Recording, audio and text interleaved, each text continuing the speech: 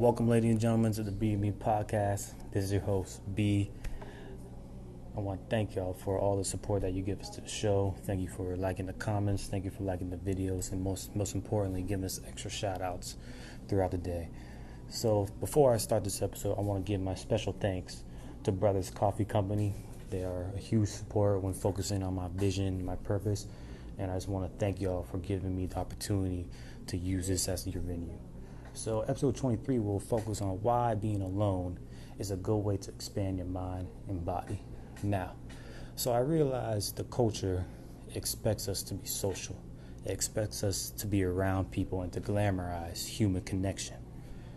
Interpersonal connection is wonderful, ladies and gentlemen. You should not separate yourself from people and therefore isolate yourself from your surroundings. But understand this, being alone can cause influx of higher level of thinking, which can go towards your achievements and your goals.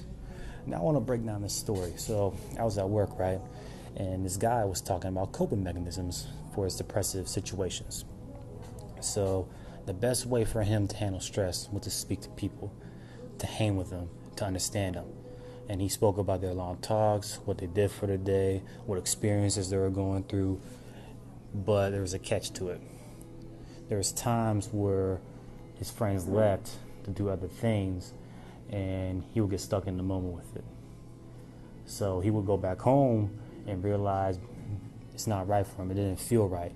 There was emotional distress flowing through him when he was alone without any company. So the best solution he thought was to call his friends. Call his friends, see what they're doing, but only to find out they had to spend time with their families, continue their work, or the worst thing for him, hanging out with other friends. So he was stuck in this constant loop. He was lost and he was stuck.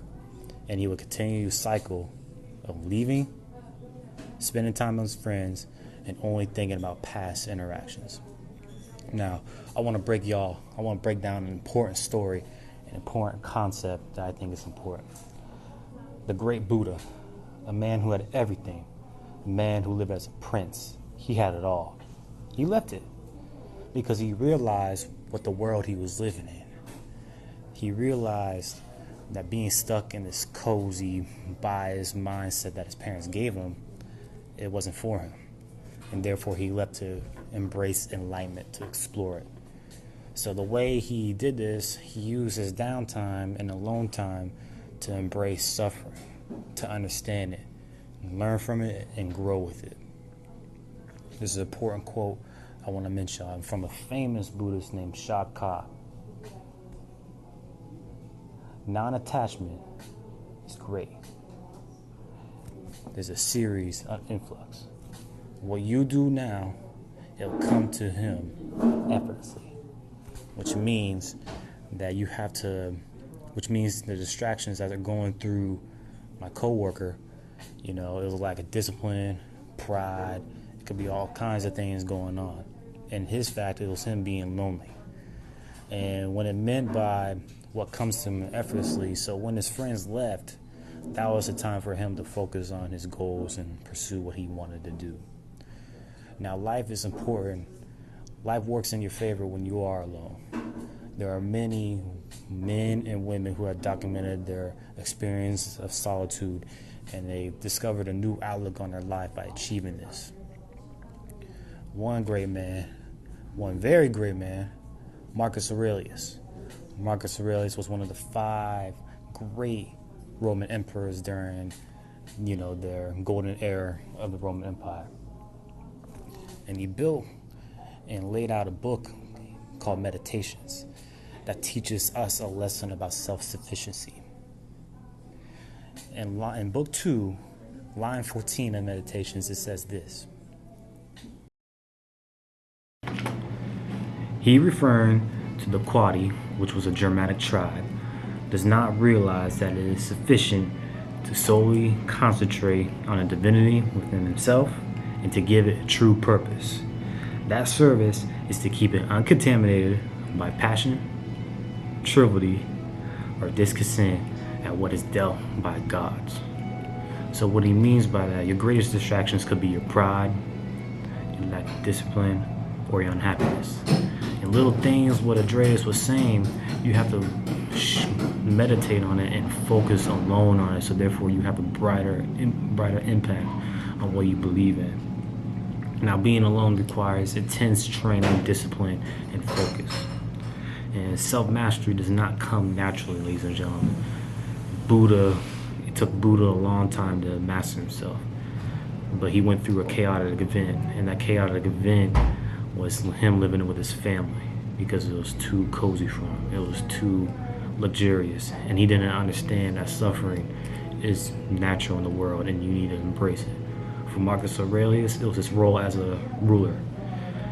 As a Roman emperor, you were facilitating an entire nation which spanned thousands of miles, and checking every leader below him was a difficult task.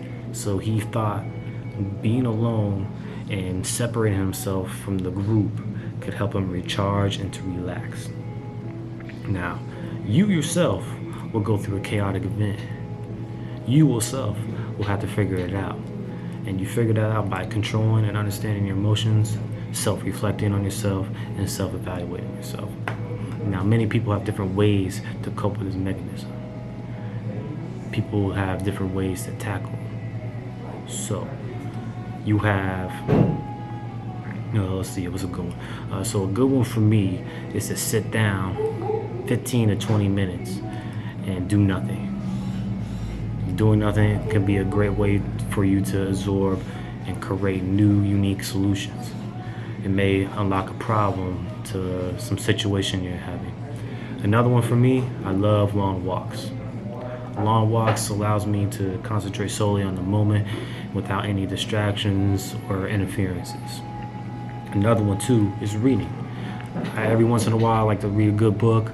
Understanding, like right now I'm reading the Meditations book, and reading is good for you. Reading stimulates the left side of your brain, which is associated with logic and planning, and therefore you build more logical reasoning and you build more planning to help you in the long term.